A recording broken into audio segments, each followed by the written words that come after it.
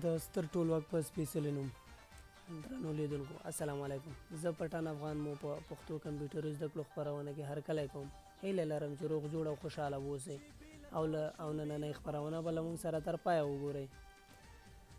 درنو ملګرو، نن به په دې خپرونه کې په دې باندې وغږیږو چې څنګه کولی شو په کورلډا کې یو انځور د یو چوکاټ دننه پاور کلیپ کړو. یعنې کله ناکله موږ ډیزاینونه کړي وي خو انځورونه داسې وي چې هغه پاک نه وي او په چوکاټ کې دننه نه راځي، څنډې پاتې کېږي. نو دې دپاره چې دغه کار موږ په اسانۍ شکل سره سرته ورسوو، نو هغې د خاطره موږ باید دا پاور کلیپ کړو. تاسې ګورئ دغه انځور ما سره دی، په کار دی چې دی دا دلته په دغه ساحه کې زه ور واچوم، په دې ساحې کې تر څو دا بیرونۍ ساحه ونه نیسي. خو دا تاسې ګورئ دا چې زه دلته کېږدم نو اخوا او دې خوا ځي، ګورئ ښکته او پورته یې دې خوا هم ځي او دا دغه هم ځان سره پټوي.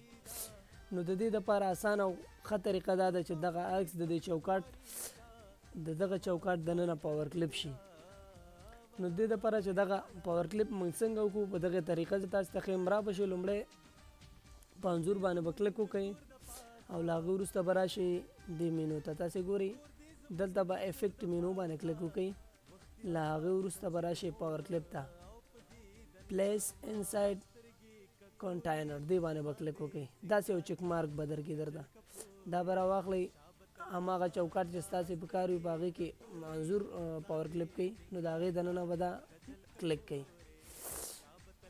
یس کنټرول زیډ، نه پوهېږم څه مشکل دی، دا د دې دروني چوکاټ کې دغه شه پاور کلیپ شو. تاسې ګورئ یو ځل بیا هم دغه عملی پرې کوو. کورلډا لږ سست دی. ښه، اوس تاسې ګورئ چې دغه عکس پاور کلیپ شو، خو بیا یې هم دا څنډې بیرون پاتې. دې دپاره موږ باید څه وکړو، راځو کنټرول نیسو او په همدغه بیروني چوکاټ کې ډبل کلیک وهو، لیفټ ډبل کلیک. راځو بیا په پکچر باندې کلیک کوو او شفت پیج ډاون وهو، شفت پیج ډاون. کله شفت پیج ډاون ووهه تاسې ګورئ چې دغه انځور زموږ د دې چوکاټ لاندې شو. راځو بیرته کنټرول وهو او بیرونۍ ساحه باندې ډبل کلیک کوو. اوس تاسې ګورئ چې زموږ انځور د هماغه چوکاټ لاندې راغی او داسې کومه ساحه یې پاتې نه شوه چې هغه بیرون ښکاره شي بدون د دغې اندازې نه. تاسې ګورئ بیا راځم کنټرول نیسم، ډبل کلیک وهم، د چوکاټ دننه ننوځم، دغه انځور لږ راښکته کوم.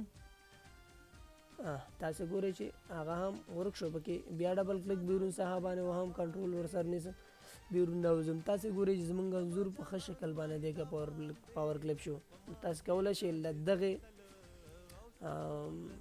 پاور کلیپ آپشن نه په ښه شکل استفاده وکړئ او خپل عکسونه چې هغه د پاکېدلو نه وي یا داسې ځینې عکسونه وي چې تاسې غواړئ یو شپ دننه هغه پاور کلیپ کوي یا د یو چوکاټ دننه هغه پاور کلیپ کوي او څنډې او خرابوالی ښکاره نه شي، نو تاسو کولی شئ د پاور کلیپ له آپشن نه استفاده وکړئ په کورلډا کې، چې دا په ډیزاینینګ کې تر ډېره حده ډېر زیات او موسټ یوزیج آپشن دی چې ډېر زیات کارېږي.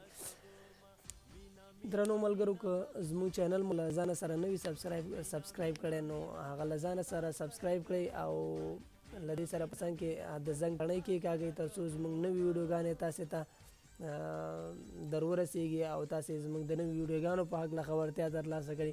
له دې سره په څنګ کې که تاسې چېرته کومه غوښتنه وړاندیز پوښتنه لرئ نو کولی شئ په کومنټونو کې موږ ته راولېږئ، موږ به په هغه باندې کار وکړو او تاسو ته به د هغې ځوابونه در ولېږو.